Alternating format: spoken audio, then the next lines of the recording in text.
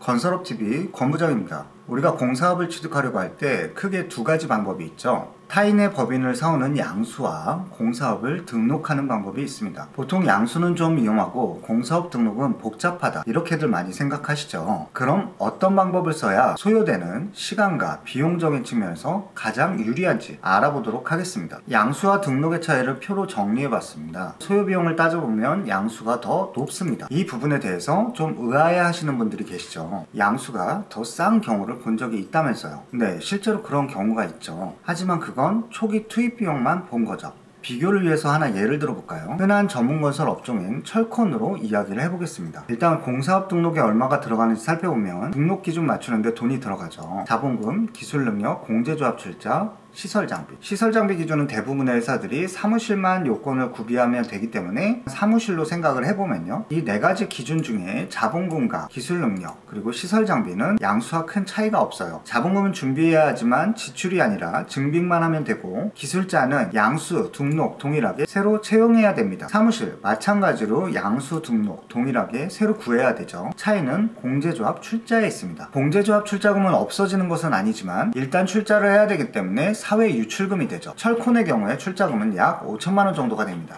여기서 이제 추가로 드는 비용을 계산해보면 자본준비금, 등기료, 진단료, 대행수입료, 그 밖에 면허가 등록된 이후에 들어가는 제세 공과금 정도, 보통 400 정도에서 많아야 1000만원 정도면 충분합니다. 그러면 공제조합 출자금 5천만원에 비용 1000만원, 총 6천만원 정도가 들어가게 되는데, 여기서 주의할 것은 공제조합 출자금 5천만원은 면허를 포기하면 그대로 돌려받을 수 있는 돈이에요. 이 점을 기억해 두고요. 자, 이제 그럼 양수를 한번 살펴볼까요? 비교를 위해 실적이 거의 없는 매물을 비교해 봤을 때 평균 6천만원 정도면 인수가 가능합니다. 양수와 등록이 거의 비슷한 수준이네요. 그럼 왜 양수가 더 비싸다고 했을까요? 공제조합을 보면 그 답이 나옵니다. 공사업 등록을 했을 경우에는 공제조합 출자금 5천만원이 그대로 남아있지만, 양수의 경우에는 공제조합 출자금이 40% 미만인 한 2천만원 정도만 남아있는 경우가 대부분이에요. 여기서 한 3천만원 정도의 갭이 생기죠. 공제조합은 2년이 지나면 60%까지 대출이 가능합니다.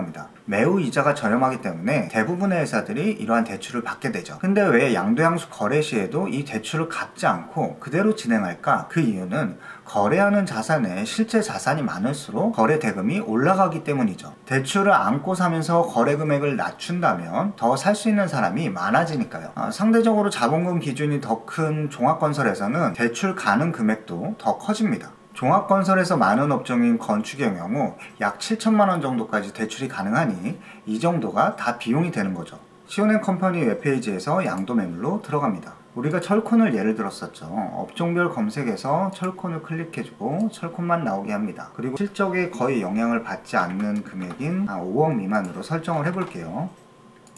이 양도 매물들의 가격들을 살펴본다면 싸게는 4천대에서 비싸게는 7천만원대까지 평균을 따져본다면 한 6천만원 정도가 되겠네요. 그 중에서 이 매물은 특히나 좀 싸 보이는데 이 매물을 한번 살펴보겠습니다. 공제조합 출자금은 1200만원 정도 남아있으니까 3900만원을 주고 산다면 이 매물을 사는데 들어가는 비용은 2700만원 정도가 됩니다. 자, 등록 시에는 아무리 비용이 많이 들어도 1000만원을 넘는 경우가 드물다고 말씀드렸죠. 여기에 실적이 더 올라갈수록 가격이 점점 더 비싸지니까 양수가 등록보다 비싸다고 말할 수 있겠죠. 다음은 위험도를 살펴보겠습니다. 위험도 역시 양수가 등록보다 높습니다. 공사업 등록을 할 때 위험이란 경험이 부족해서 겪을 수 있는 등록 실패나 지연으로 인한 피해 정도, 이마저도 대행 기간을 이용하면 충분히 커버가 가능합니다. 이에 비해서 양수의 위험이란 조금 더 치명적이죠. 많지는 않지만 부해부채가 발견된다거나 기존 공사에서 하자보수가 발생된다고 하면 운영에 어려움을 겪을 수 있습니다. 이런 경우를 대비해서 양도양수 거래 시에 잔금일 이전까지 발생된 사항에 대해서 법인의 문제가 발생하는 경우 양도자가 모두 책임을 지는 것으로 해서 법적 대응력이 있는 서류를 작성해 놓지만, 일단 발생한다고 하면 해결될 때까지 어려움을 겪는 것은 피할 수가 없죠. 자, 여기까지 살펴보면 등록이 양수보다 훨씬 우월한 방법으로 생각이 듭니다. 그럼 왜 양수를 하지?